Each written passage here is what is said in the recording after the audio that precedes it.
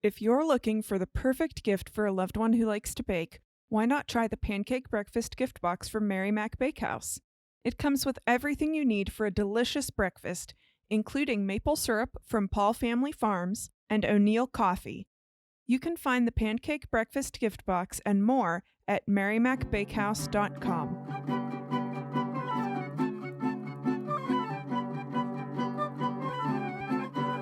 Hello and welcome to In the Kitchen with Mary Mac.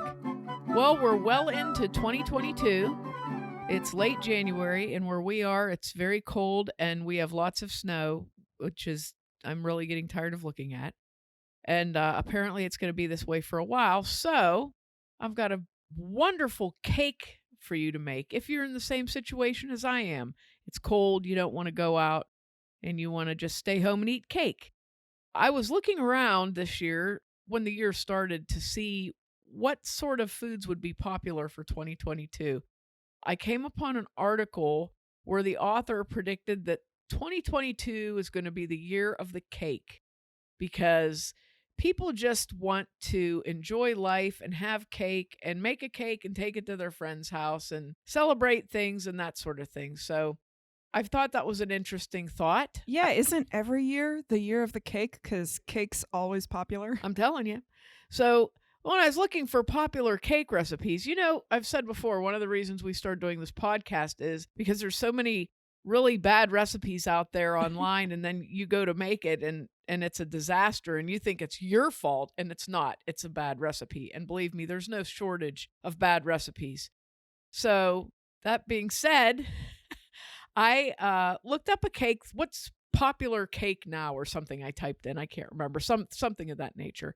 And this cake popped up, and most of the time it's either called a cinnamon roll cake or a Cinnabon cinnamon roll cake or a fake Cinnabon or something like that, So I thought, well, that sounds interesting. I look at it and I found about 8 different recipes popped up for this cake. And 7 of those recipes were not good, probably because someone just took the recipe and copied it and pasted it into their own blog and then shared the same recipe and never tried it. And I'll tell you, one way you can spot a bad cake recipe is if the cake is a 9x13 cake and the recipe says to bake it for 25 minutes, I'm going to tell you that's not gonna work. Yeah, you will have a raw cake. So that was one of the many things wrong with all of these recipes. So I've tried it 2 different ways. I basically took the recipes. There's actually one of the recipes was pretty decent, even though it needed a little bit of tweaking, but it was pretty decent, and it had the best ingredient list that made the most sense and reasonably good instructions. So first I made one of the bad ones, sort of following the directions, but understanding, how it would be. And I made one of those. I had to bake it for 45 minutes because 25 was not nearly long enough.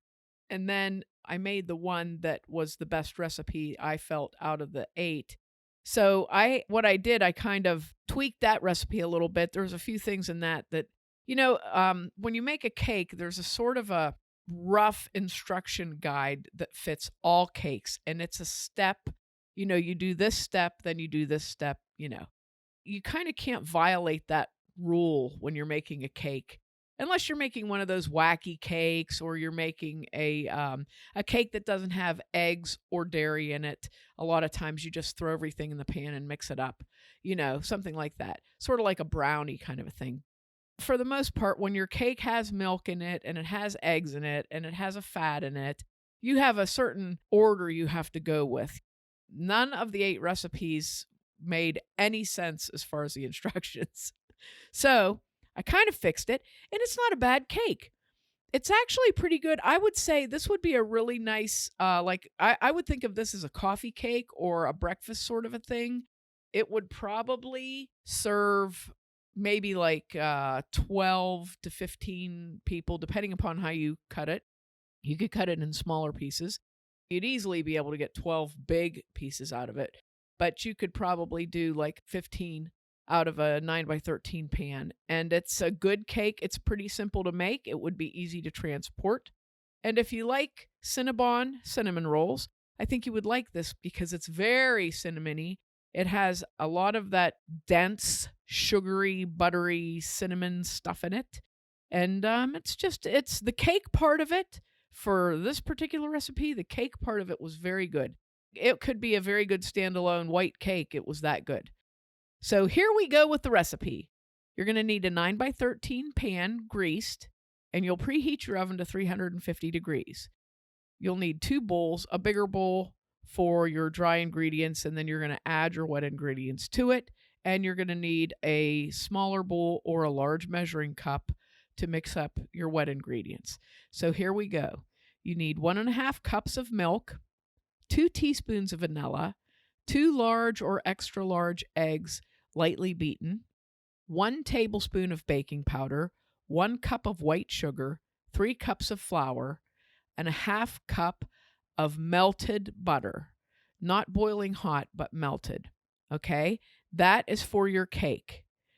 So what you want to do is you want to mix your 1.5 cups of milk, 2 teaspoons of vanilla, and 2 eggs in either, like I said, a large measuring cup or a bowl.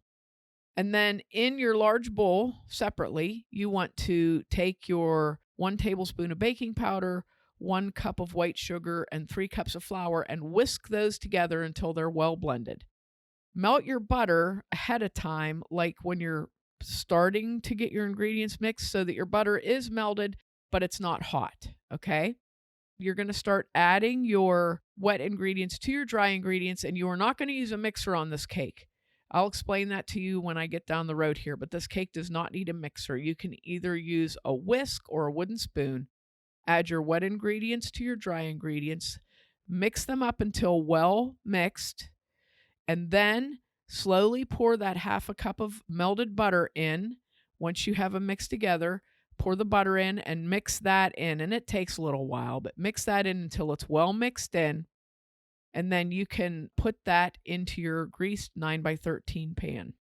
The next step is your Cinnabon ripple that you're going to put in. And this takes 3/4 cup of butter, which is 1.5 sticks, and you want it to be very soft, not melted, but very, very soft. 1 cup of packed brown sugar, 2 tablespoons of flour, and 1 tablespoon of cinnamon. And you want to mix this well by hand. I used a fork. It worked really well. It's a good way to do it. Mix it really well by hand, and you want to mix it until it's well blended together. And then you're going to drop this by rounded tablespoons into the batter that you have in the pan, and try to make it about 12 equally sized scoops as you go along. You can always add to one of your piles, if it seems smaller. Once you get all of that cinnamon ripple stuff onto your cake batter, you want to take a butter knife and very carefully go through those ripples and blend them into the batter. Now takes a little bit of work. So this is the way to do it, the best way to do it. You want to start at one top corner of the cake and just work back and forth. So go through the ripple and then turn and go through the next row and turn and go through the next row. So you make a sort of a marbled swirl. I had to do this about 4 to 6 times because the ripple is kind of dense, to get it to blend in. But you want to kind of get it to be in a marble pattern, and you want to get it all over the cake. So there's not going to be one piece of cake that has no cinnamon at all in it, okay? Once you get it nicely marbled, you can put that in the oven, and you're going to bake it for 40 to 45 minutes. You can test it with a toothpick. When it tests done, the toothpick will come out almost completely clean. And this cake, I didn't have any crumbs stick to mine either time I made this. So you test it with a toothpick, and the edges will be nicely browned. Don't panic if your ripple mix kind of boils out and goes all over. I had a little bit of that happen, but don't worry about it because it's still very good. And when the cake is done, take it out and put it on a cooling rack for like 20 to 30 minutes until it gets cool enough that you can touch it. It's just warm to the touch. Now you're going to make some drizzle icing.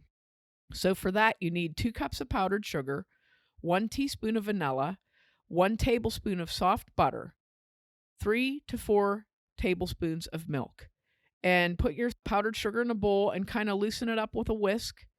Add your teaspoon of vanilla, your tablespoon of soft butter, and 2 tablespoons of the milk, and start to stir that with a wooden spoon. And stir and mix and add milk until you get it to a kind of a thick, drizzling consistency, not runny, but if you scoop it up on your spoon, it'll kind of drip off. When you get it to that consistency, it's perfect. And then what you want to do is when your cake is almost completely cool, but slightly warm to the touch, you're just going to take that icing and drizzle it all over the cake.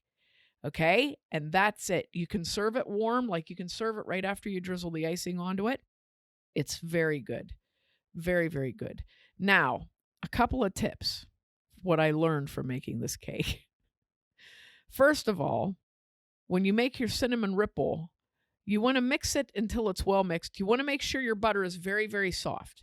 If your butter is not soft enough, the ripple is too dense and it's really hard to get it to marble through the cake. Okay? Another thing you don't want to do is to use a mixer on any part of this cake, because the second cake I did, I thought maybe I'll try beating that cinnamon ripple with the mixer and make it light and fluffy. But when it was light and fluffy, it melted too fast in the cake, causing giant craters. I can only describe them as craters all over the cake. Now, this was not necessarily a bad thing because, like I said, if you really like the Cinnabon cinnamon rolls, the cratery cake was more like a Cinnabon cinnamon roll. Yeah, because it had the gaps for all the filling to collect in. Yes. So the icing could run down into those gaps and you get big globs of cinnamon sugar in there. So if you like that, by all means, try whipping the cinnamon ripple ingredients with your mixer and then flopping them on there. They did blend in a lot easier, but I'm telling you, the cake, I'll have pictures up of both. The cake looked bad. The first cake, the cinnamon part of it was, the cinnamon ripple was a lot denser, and I didn't let the butter I had the butter soften, but not nearly soft enough, I don't think. I think that was the problem. So it was very dense and I had a very hard time marbling it, but the cake was good. You know, it had a good taste to it. This cake recipe is a lot better cake recipe than the first one that I made, in my opinion. Not that big of a difference in it, but enough small differences. And then when I took the recipe and formed it and conformed it to an actual cake recipe, it came out really good. I was laughing. I'm like, what do people think? You just throw everything in a bowl and stir it up? Come on. Come on, man. That's what you do with box cake mix. So Yeah. I think that is what people think you do. Well, you can get away with that. Like I said, on a crazy cake, you can get away with something like that. But Or that come on. the Starlight Yellow cake that I make of the Betty Crocker book. That one you just throw everything all together in the bowl. But that's a very specific recipe. Yeah. You use shortening in that cake instead of butter. I did try throwing everything together in the bowl, and it was very gloppy. It was very gloppy. So I said, I'm not doing that next time. I'm gonna move this around a little bit. So I moved it around a little bit like you were actually making a cake. This isn't even like what you would do if you were actually making a scratch cake that included butter and eggs and milk. You know, that's still, this isn't the right order, but this is more right than the recipe I found. So recipe fixed. We're in the chaotic neutral instead of yes. Yes. But this is it's a good cake. It's not difficult to make. If you like cinnamon rolls and you don't want to go to the trouble of making a cinnamon roll, this is a very close, this is pretty good like that. And like I said, this would be nice, like if you wanted something for a breakfast thing, you can make it the night before and just warm up the slices in the microwave. It does microwave very well. We have tried that. And it's very tasty. And it's not super rich. That's another thing I liked about it, because a lot of cakes of this nature are very, very rich, and this is very cinnamony, okay, but it's not like overly but it's a good cake recipe. So this is our first Year of the cake. We have we got another cake coming that is phenomenal. Also a horrible recipe. Believe me, I made it to the recipe the first time and it came out good and it tasted good, but what a mess. It was unbelievable how messy it was. So that cake will be coming in February. And it is fantastic and delicious. And I did fix the recipe. So so hopefully you won't look like I did after stirring the cake up, which was sort of like I had either horrifically impaled myself on something or murdered someone, I guess would be. But I hope you give this cake a try. I mean, it's a good cake. It's a good cake. So if you want to, you want to take a cake to work or something like that, or, have a reason to make a cake for breakfast. Cake for breakfast. That should be this year's. It's this year's t-shirt. That should be this year's theme. Cake for breakfast. But I think you'll like this cake, so give it a try. And make sure to check us out online on Facebook and Instagram at Mary Mac Bakehouse, on Twitter at Mary Mac Podcast, and on our website, marymacpodcast.com. Thanks a lot for listening if you did, and if you didn't, too bad for you.